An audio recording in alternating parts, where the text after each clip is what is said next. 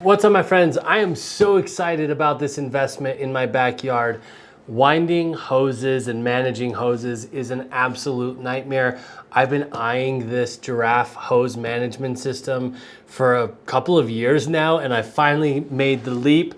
And I thought, as soon as I got it, I thought, well, I've wondered what it's been like, what it would be like to actually get this thing and open it up and use it and install it. So I thought, well, why not do a video so that other people can see exactly what it looks like when it comes, the quality, and see somebody actually hold it. So I'm gonna open this thing up right now, and we're gonna take a look and experience this together for the first time. I'm gonna push this to the side just a little bit here.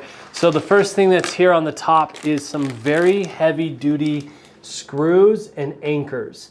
Now these are crucial. Please understand that this thing has some weight. So whatever you decide to mount it to needs to be very sturdy. If you're mounting it to your home, it needs to be in a stud or some brick or some masonry or something like that.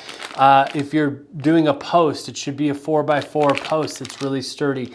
Just make sure you're very clear on how and where you're going to mount this thing, so that you don't make the mistake and ruin something on your home or elsewhere. There's obviously an owner's manual to it. This is going to be regular stuff like product information, what's inside the box, an open box checklist, a tool requirement. So the tools that they say are required are electric drill, a hammer, and a socket set or a Phillips screwdriver. That's obviously to mount this whole thing. So if you're not aware of how to do that, make sure you educate yourself on how to do that. And then they have step-by-step installation steps.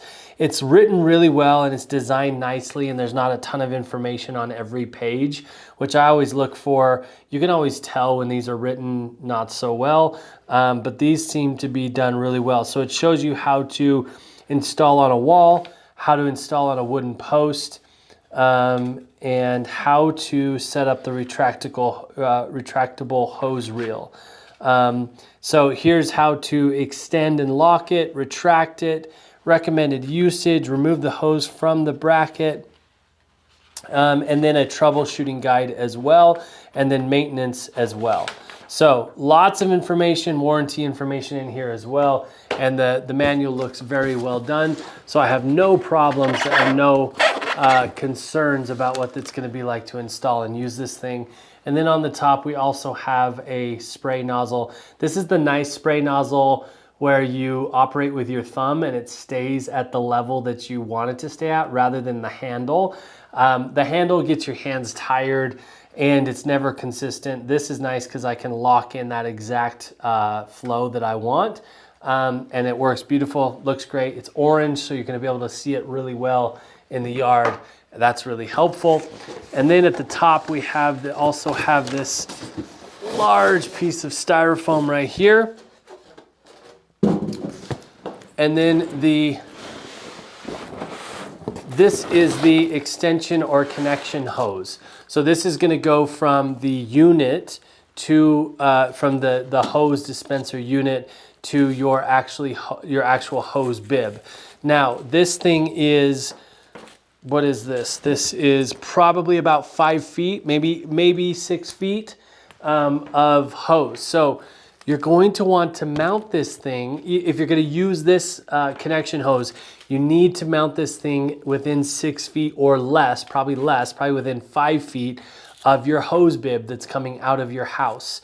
And this is great. It has all kinds of instructions, and that's a helpful little piece to it. If you need to mount it further away than the hose bib, no problem. You're just gonna have to get another hose to connect them. Shouldn't be an issue, but it's a lot more going on than just having this nice short little hose here. Now let's pull the unit out itself. Everything else is just foam. And it's in this nice big piece of plastic right here. It's got a really nice handle right here on the back side of it so that you can carry it around. I am telling you, it has some weight to it. Now the weight is obviously the hose that's mostly is the hose that's inside of it. But just know that you gotta understand when you're mounting this thing is that it's going to have some weight. The cool thing is I don't know if this is recommended or not, but if you do have it mounted to a place where it can actually, the weight can sit on the bottom, I guess that's going to prevent it from rotating. So you wouldn't want to do that. Never mind. Don't do that. So right here is where the hose comes out. It has this really nice stopper right here so that when you're reeling the hose back in, it's going to hit that before the hose disappears inside of the unit.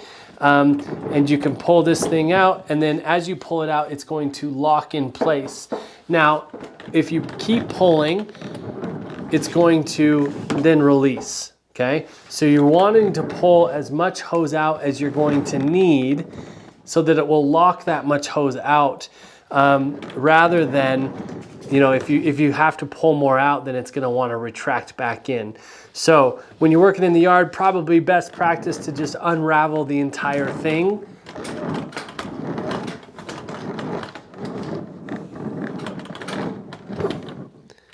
Get it to, I guess with a little tug, even after pulling a bunch out.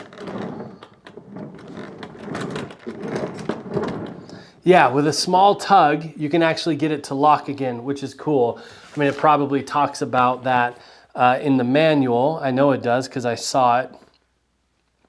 So pull the hose to the desired length and stop. The hose will lock. To extend the hose to a longer length, pull the hose once more and stop at the new desired length.